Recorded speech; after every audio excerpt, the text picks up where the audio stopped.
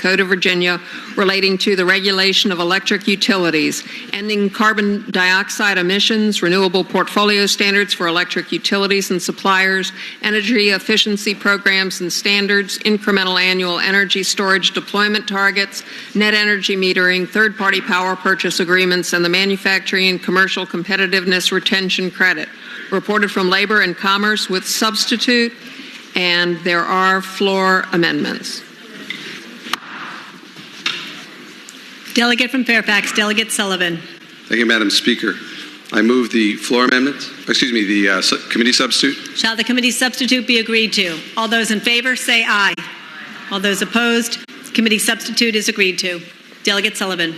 Madam Speaker, there are what appear to be a daunting number of floor amendments. I think I'm going to be able to skinny it up for the members, but if the clerk could report the floor amendments. Will the clerk please report the floor amendments?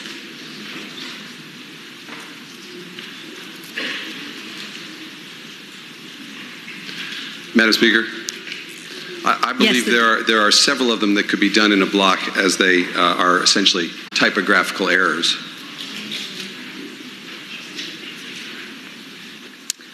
First set of amendments by Delegate Sullivan begin on line 254, and they are available on iHod and in the copy room. Madam Speaker, speaking of the amendments. Sullivan. Thank you. Madam Speaker, ladies and gentlemen of the House, amendments 2, 3, 4, 6, 7, 8, 10, 13, which is simply a renumbering, 14, 16, 17, 18, 19, and 20 are all, I think, fairly describable as typographical amendments and would move those amendments. There are some more substantive amendments.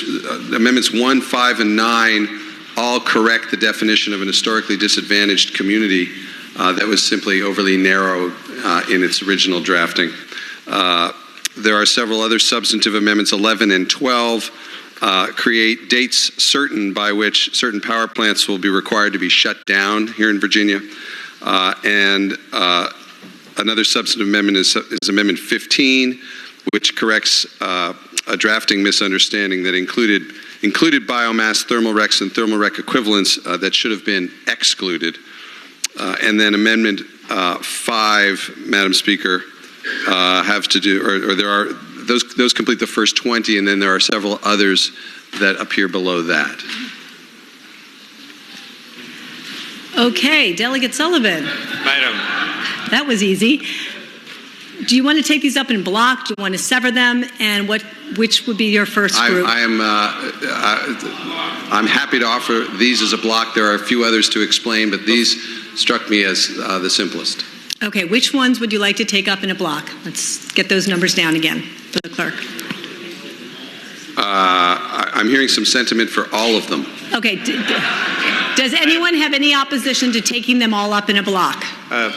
Madam Speaker, Delegate from Scott, Delegate Kilgore. Madam Speaker, would the gentleman yield for some questions? Will the delegate yield? The delegate yields. I would ask the gentleman, in committee, we did not discuss, I believe, number 11 or number 12, speaking of the coal-fired power plants, did we? Did we have any discussion of that in committee? That was in the original, Madam Speaker. Yes, Delegate Sullivan. Delegate Kilgore, that was in the original version of the bill, so it was I don't recall it being discussed, but it was a part of the substitute process. Further question? Delegate Kilgore. Did, out of the committee process, did number 11 and 12 and any other items as it relates to coal-fired electric generating units make it out of the committee to the floor until today? Delegate Sullivan. Madam Speaker, the answer to that is no. Delegate Kilgore. Further question. Will the delegate yield? Happy to yield. And would this require that by 2024 all those coal plants be shut down? Delegate Sullivan. Madam Speaker, I would answer the delegate's question. What they require is that for these particular amendments relate to certain coal plants, not all necessarily, And they do require that by the end of 2024, the First Amendment is as follows: by the end of 2024, except for any coal-fired electrical generating units jointly owned with a co-op or owned and operated by a Phase 2 utility located in the coalfield region in the Commonwealth that co-fires with biomass, any Phase 1 or Phase 2 utility shall retire all generating units principally fueled by oil with a rated capacity in excess of 500 megawatts and all coal-fired electrical generating units operating in the Commonwealth. That would be by the end of 2024. There's a separate one having to do with the end of 2030. And it sets those as dates by which these plants would need to be shut down. Further question? Delegate Kilgore. Does the gentleman realize that one of the coal plants that we're talking about that burns the biomass is the cleanest coal plant in the world, as well as it allows biomass and other options to be burnt at the same time for fuel? Madam Speaker, I would answer the delegate by saying, yes, I know that its proponents say that, and it's one of the reasons that the closure of that particular plant is at least by this bill, put off into the future at some point, while the state as a whole starts to meet its obligations set forth in this bill. Final question. Delegate Kilgore. Would the gentleman be surprised to learn that millions of dollars are paid to that community to support schools, to support the school situation there, which already is underfunded? Would the gentleman be surprised that by closing that, you're going to lose all those dollars? Delegate Sullivan. Madam Speaker, if the question is would I be surprised, the answer to that is no. I am very sensitive to the importance that some of these plants represent to their local communities, and a big part of this bill, I would suggest to the delegate, is to ensure that as we live through this transition over the next several years, that those communities are not forgotten, and that a lot of money flows to them from some of the things that this bill does. A lot of jobs flow in their direction through some of the things that this bill does, so that it's not just close the plants and leave, it's close the plants and make sure that those neighborhoods, those communities thrive in the new Virginia economy. Delegate Kilgore. Okay. I think you said that was final. Those members that have their lights on, do you want to speak to the specific floor amendments that we're going to be voting on in a minute in a block, or just to the bill in general? Okay, then we're going to move forward. Delegate Sullivan, which were the amendments that you want to go that we will be voting on now in block? Or all of them? Is there any opposition to voting on all of them in block? No opposition, hearing none. All those in favor of the floor amendments shall say aye. Those opposed, the floor amendment. Do you all want to vote individually on these amendments? All right, all those in favor, again, all those in favor of the floor amendments shall say aye. Aye. Those opposed? Okay, the floor amendments are adopted. Delegate Sullivan. Thank you, Madam Speaker. There are now a second set of amendments. Again, this is shorter. I think I can explain them quickly. The first, frankly, I would start at the end. Well, let's not do it that way. The first one, the first two ones. Will the clerk please report the second set of floor amendments from Delegate Sullivan? Floor amendments to House Bill 1526, offered by Delegate Sullivan, begin on line 159 and are available online and in the copy room. Delegate Sullivan. Thank you, Madam Speaker. Madam Speaker and ladies and gentlemen of the House, the first two simply change the date, make it faster, as in moves our goal from 2050 to 2045. Actually, the first three do that.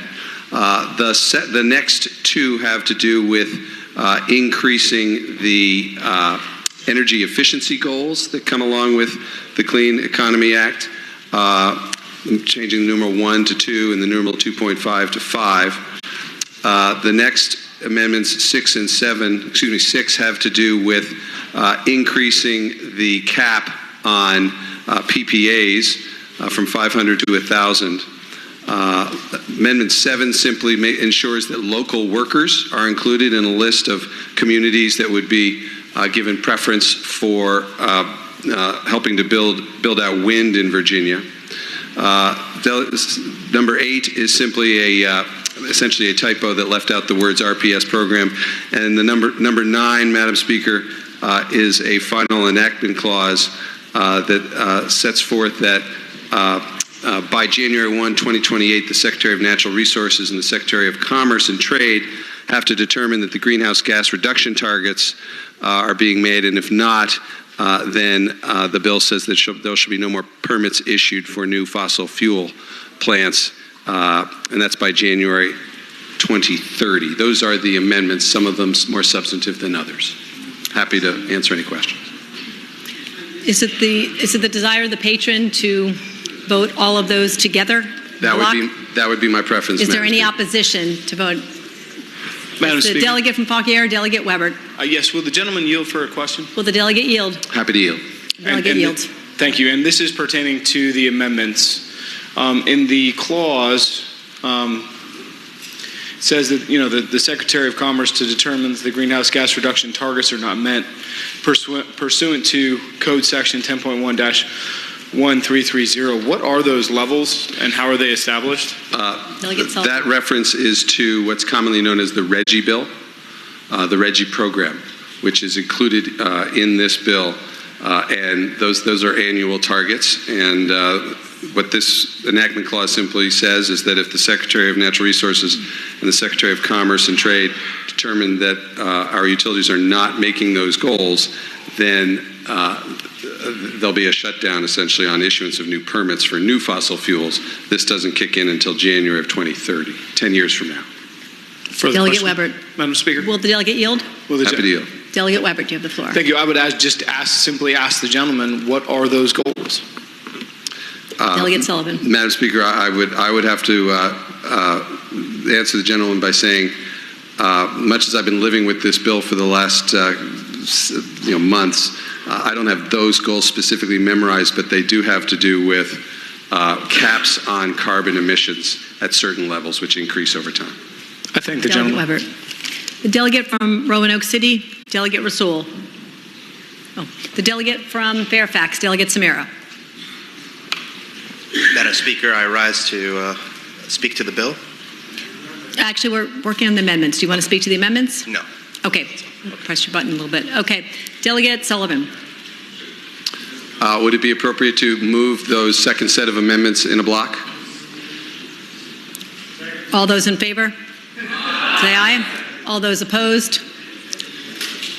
The amendments are accepted. Delegate Sullivan. Thank you, Madam Speaker. I am cognizant both of the time and of the amount of time I've already tread on the Chamber's business this afternoon. I've spent a good bit of time in front of at least one committee describing this bill. I want to make sure I leave any time for questions for people who weren't in those committees to answer any questions. Suffice it to say that, in my view at least, this would be a transformative bill in Virginia, a bill that would leap Virginia into the future and into the top tier of states in terms of climate and energy policy. What it does is it's a directive from this body. Rather than let the executive set policy and issue executive orders, what this is a directive from this General Assembly, a statement of our intention that we recognize we need to reach a clean energy future, and this sets forth a roadmap, an achievable roadmap for getting there, and for Virginia, as I said, to become a leader among the 50 states. What will Virginians recognize or see from the adoption of this bill? They will see a lot over the next several years, but sort of I would say most obviously what they're going to be seeing is sort of the unleashing of solar, the opening of the solar market in Virginia. This bill will light a fire under rooftop solar. It will raise the caps on rooftop solar. It will raise the cap on power purchase agreements dramatically by, I believe, 20 times. Virginia will start to see lots and lots of solar panels around Virginia, but most importantly, what they're going to see is new jobs. The numbers are off the charts in terms of what the clean energy industry has to offer Virginians. And apropos of the delegate from Scott's question earlier, we're living through this inflection point in history. Some people are going to be displaced. There are going to be new jobs available. And we hope that what this bill does is make sure that those jobs go to places that have been displaced and to traditionally economically disadvantaged communities. So I'm happy to answer any questions. I'm happy to get wonky and start talking about energy efficiency again, which is the fastest, cheapest way for us to reduce our carbon output. I'm happy to talk more about RPS. I'm happy to talk more about storage. This bill sets aggressive goals for Virginia to develop storage, competition in the industry. The bill makes very clear that sets aggressive goals for developing solar and onshore wind, and it requires that 35% of those aggressive goals are fulfilled by non-utilities, that is, new players in the market who are waiting for us to pass a bill like this, and they're going to flood into our market to help develop our clean energy economy. So I'll simply finish, Madam Speaker, by saying that I think this could be, frankly, an historic moment for the Chamber if we can set Virginia on this path. And it would be my hope that the Chamber would see fit to engross the bill and pass it on to its third reading. The delegate from Fairfax, Delegate Samira. Madam Speaker, I rise to speak to the bill. Delegate Samira, you have the floor. Madam Speaker, the climate crisis is here. The climate crisis has been here. The experts warn that we are woefully unprepared. The United Nations top scientists have given humanity until 2030 to drastically reverse course or face irreparable harm from climate change. That means that we've already missed our window for half measures and small ideas. To preserve our clean air and water, improve public health, and bring our energy grid and infrastructure into the 21st century, we need a legislative plan of action to begin the economic transition to a decarbonized Commonwealth. The diverse communities of Virginia make the case for a carbon-neutral economy themselves. Virginia's Tidewater region faces increased threat from sea level rise and increasingly dangerous storms and hurricanes. Appalachian communities that are reliant on coal and natural gas industries are in desperate need of an energy sector transition that can reinvigorate the economy. And in Union Hill, a historically black community, a textbook example of environmental racism is transpiring as major fossil fuel peddlers are working to build a pipeline compressor station that will target the community with pollution. We need to work to provide a just transition for those disproportionately impacted by climate change.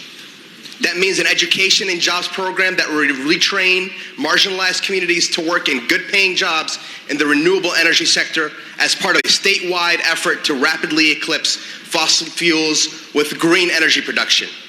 That means significant investments in clean public transit like buses, train, light rail, and accommodation for bikes and pedestrians.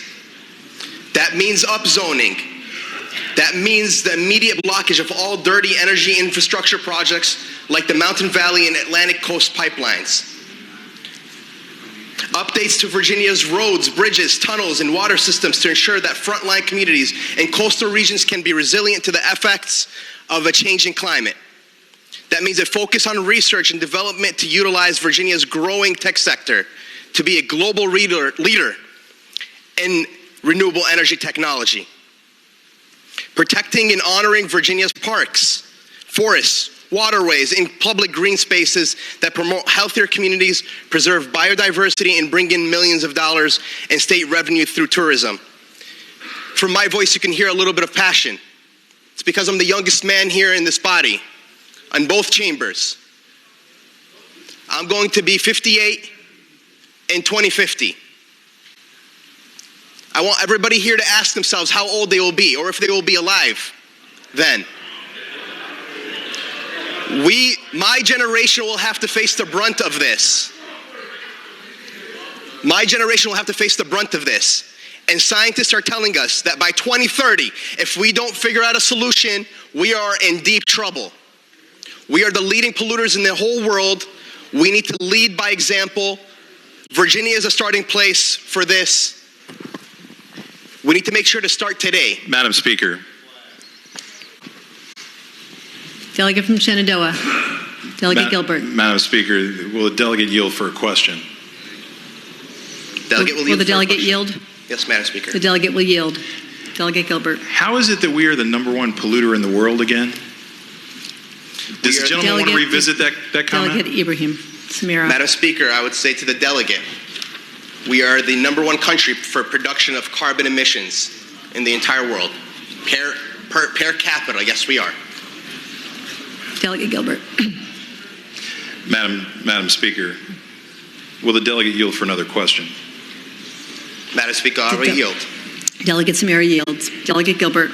I would very much appreciate it, all of us would, to know the source of the delegate's claim, given that the United States appears to be in the middle of both being the number one producer of fossil fuel energy in the world and also doing the most to reduce carbon emissions in the world. What is the source of the delegate's claim? Delegate Madam Speaker, Samira. the United Nations has made it extremely clear, as I was mentioning earlier, that we as a nation are leaders in pollution. And we need to make sure that we control our carbon emissions so that the rest of the world catches up. The delegate like to finish speaking to the bill. Delegate Samira. Yes, Madam Speaker. The world's leading climate scientists have warned there's only a dozen years left to keep the maximum of 1.5 Celsius, beyond which even half a degree will significantly worsen the risks of drought. If we don't control that temperature rise, we are in deep trouble. And again, I plead to you to think about your children and your grandchildren as to how much work that we are doing on this. Do we have bills in this General Assembly right now that is addressing this environmental crisis? We do not. And we may be taking first steps, but we need to ensure that by 2030 we are carbon neutral. Thank you, Madam Speaker. Delegate from Scott, Delegate Kilgore. Madam Speaker, speak to the bill. Delegate Kilgore, you have the floor. Madam Speaker, I thank the gentleman, Delegate Sullivan, for his work on this bill. And I agree with him. It is an historic moment in this House. It's a historic moment for us in Southwest Virginia, because what industry is going to replace our fossil fuel industry in Southwest Virginia? What steps are we taking for that economy in Southwest Virginia? We're trying, and we've kept trying to do that, but pulling the rug out from under us and closing down the cleanest coal plant, the cleanest plant in the world right now that's running, is just a slap in the face to Southwest Virginia. And to further that, we're still, those of you all who had Dominion as your provider are still going to be paying for that coal plant on and on. Is Dominion going to be against that? No, because they're going to get paid anyway, and they're going to start investing in other areas. They're not going to care. But who cares? It's going to be our schools in Southwest Virginia. Who cares? It's going to be our economy in Southwest Virginia. That's what it boils down to. And this is about home for me. This is about home for all of us from Southwest Virginia. If we're going to do this quick, on the fly, we all need to sit down in a room and work together to try to come up with an energy plan that works. I've watched as we've come out of Labor and Commerce in the past week. We have put out 4 or 5 bills that contradict each other, ladies and gentlemen. This is not a way to do energy policy. It is rocket science. It is tough. You have to put the hours in to do it. So I just ask you all, as we move forward in this General Assembly session, that we get together around the table, bring the people together. And yes, you have to bring in the environmental community, the industry. You have to bring everybody together to try to come up with solutions. That's what we have to do. That's what we're called to do as members of this body. Not just put something out because it sounds good, because that's what one party wants or that's what the other party wants. We have to do it right, because what we're doing is affecting lives across this Commonwealth. And I call on you all to do the right thing. Do the right thing. And let's work on this as it goes forward. Thank you, Madam Speaker. The delegate from Roanoke City, Delegate Rasool. Thank you, Madam Speaker. Madam Speaker, speaking to the bill. Delegate Rasool, you have the floor. Thank you, Madam Speaker. Ladies and gentlemen of the House, first I'd like to commend the patron and all the stakeholders who have been working hard on this bill to try to really set out a vision that we really need, including for the first time introducing into the legislature the concept of the social cost of carbon, because we can actually quantify that. But today, Madam Speaker, I cannot support the Virginia Clean Economy Act, and I want to tell you why. Why? First, Madam Speaker, there is no real immediate moratorium on fossil fuel projects.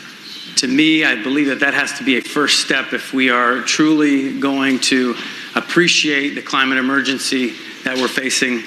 And there are so many potential fossil fuel projects in the pipeline, literally and figuratively as well. Second, Madam Speaker, there is no talk in the Clean Economy Act, the way it stands right now, of project labor agreements. We need to ensure, if we're going to invest literally tens of billions of dollars, that we do so in a way that helps to uplift Virginia workers first and foremost. And third, Madam Speaker, this is a very tough deal for Virginia ratepayers. And I'd like to point out just a few specific examples. The first example is on 954. And if you go looking on 954 in that section, you actually won't find any changes. That's because the original bill had stricken language that would have helped ratepayers, but as this bill evolved, that language was unstricken. Number two, on line 988, due to what looks to be a drafting error, there is a whole paragraph that is new language, but that new language is not italicized. And so you wouldn't know that this is a change to the bill, and I'm sure it's a simple drafting error, but on line 997, it talks about, and again, we're talking about ratepayer protections.